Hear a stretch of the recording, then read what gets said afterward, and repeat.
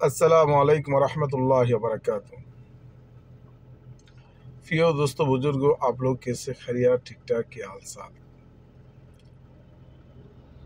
আপনারা সবাই কেমন আছেন? প্রিয় বন্ধুরা, আল্লাহ পাক রব্বুল আলামিনের হুকুম 5 ওয়াক্ত নামাজ কায়েম করা। আর এই 5 ওয়াক্ত নামাজ হচ্ছে আল্লাহ পাক রব্বুল আলামিনের হুকুম এবং কি ফরজ। প্রিয় বন্ধুরা, আমরা এই পৃথিবীতে ক্ষণস্থায়ী জীবনের জন্য আল্লাহ পাক রব্বুল আলামিন আমাদেরকে দুনিয়াতে প্রেরণ করেছেন। আল্লাহ পাক রব্বুল আলামিন তার কোরআনে পাকের ভিতরে বলে দিচ্ছেন, আর দুনিয়াতুল মাজরাতুল আখিরা, আমি এই দুনিয়াকে আখিরাতের মাজরা স্বরূপ আমি প্রেরণ করেছি। হে মানবগণ, তোমাদেরকে আমি দুনিয়াতে এই জন্য পাঠিয়েছি, আমি তোমাদেরকে প্রথমে জান্নাত দিয়েছিলাম, কিন্তু কোনো মানুষকে এমনি এমনি কোনো কিছু দিয়ে দিলে মানুষ সেটার কদর বোঝে না। এটা মহান রব্বুল আলামিন সবচেয়ে ভালো জানেন।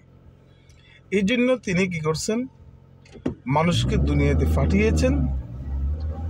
দুনিয়াতে পাঠিয়ে অর্থাৎ আপনি মেহনত করে কষ্ট করে আপনি যদি অর্জিত টাকা ইনকাম করেন, আপনি যদি ফসলাদি যদি আপনি কষ্ট করে উৎপাদন করেন, তখন সেটার আপনার কি কদর থাকবে সেটা ব্যবহার করতে।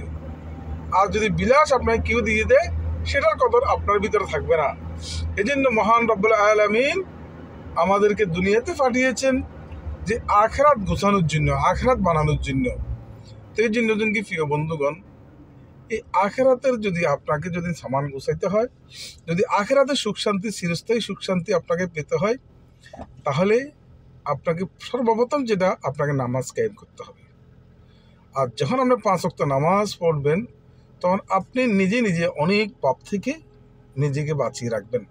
কারণ সবসময় আপনার পাক পবিত্র থাকবেন। 5 ওয়াক্ত নামাজ পড়তে হলে 5 বার আপনাকে ওযু করতে হবে। এর পাশাপাশি আসেন, নামাজ 5 ওয়াক্ত আপনি পড়তে হবে, এবং নামাজ যারা পুরুষ আছেন তারা জামাতের সহিত নামাজ পড়তে হবে। কারণ এখানে আল্লাহ পাক রব্বুল আলামিন কোরআনে পাকের ভিতরে এবং হাদিসের ভিতরে উনি বলে গেছেন যে আউয়ালু মা ইউহাসিবিল আবদি ইয়াউমাল কিয়ামাতিস সালাহ, সর্বপ্রথম আমি বান্দার নামাজের হিসাব নেব। আসসালাতুল মিফতাহুল জান্নাহ, আর এই নামাজ হচ্ছে জান্নাতের চাবি। প্রিয় বন্ধুগণ, এই জন্য কি আমরা কি করব, আমরা আগে নামাজ কায়েম করব। আমরা 5 ওয়াক্ত নামাজ জামাতের সহিত আদায় করবো ইনশাআল্লাহ। এর পাশাপাশি আমাদের বিভিন্ন আমল আছে, যেমন ইমানি জজবা। এখন ইমানি জজবার জন্য আপনাকে জিকির ফিকিরে থাকতে হবে। এখন জিকিরের ভিতরে সবচেয়ে উত্তম জিকির হচ্ছে কালাম আল্লাহ শরীফ, কালামে পাক তেলাওয়াত। অর্থাৎ আপনি সবসময় কোরআন তেলাওয়াত করবেন। আপনার প্রথম ফজরের নামাজে আপনি উঠবেন, উঠে সর্বপ্রথম 3 তাসবিহ আদায় করে নেবেন। 3 তাসবিহ কি? 3 তাসবিহ হলো সুবহানাল্লাহ, আলহামদুলিল্লাহ, লা ইলাহা ইল্লাল্লাহ, আল্লাহু আকবার। এটা আপনি 100 বার পাঠ করবেন। একটা তাসবিহ নেবেন, তাসবিহতে 100 বার পাঠ করবেন। তারপরে আপনি এই কালেমা পড়বেন 100 বার, লা ইলাহা ইল্লাল্লাহ, লা ইলাহা ইল্লাল্লাহ মুহাম্মাদুর রাসূলুল্লাহ। 100 বার আপনি কালেমা পাঠ করে নেবেন।